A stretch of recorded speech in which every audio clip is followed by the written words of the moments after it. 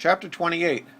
Jill's heroics during the battle granted her a real room among the soldiers in the hospital proper, at least until she healed. Her legs would take longer to heal than my broken shin bone.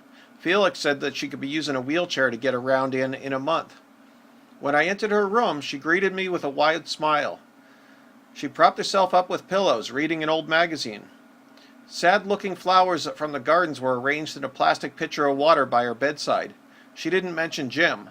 I didn't ask. Filled with a joy, I wanted to share my news, but I restrained myself, not wanting to hurt her feelings.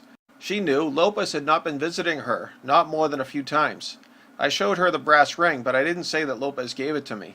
She said with sincerity, "I'm so happy for you, Julie. Gary is great. You two are good together." I hugged her.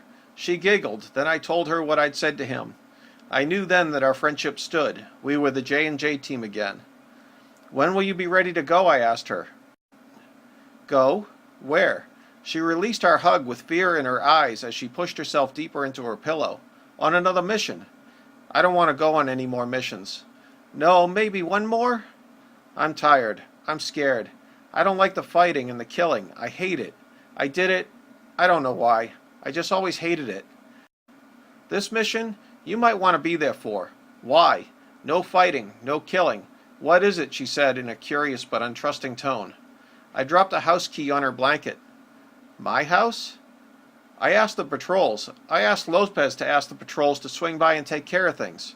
Your parents have been buried in the cemetery with a temporary headstone. We will visit them when you are ready. We'll have a memorial service for them on Sunday in the hospital chapel. Tears streamed down her cheeks. They've cleaned the house and locked the doors.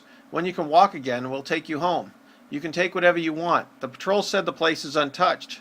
Scabs haven't been able to hit every house in every town in a year. Thank you, she said, and then she cried too hard for further words. Words were unnecessary.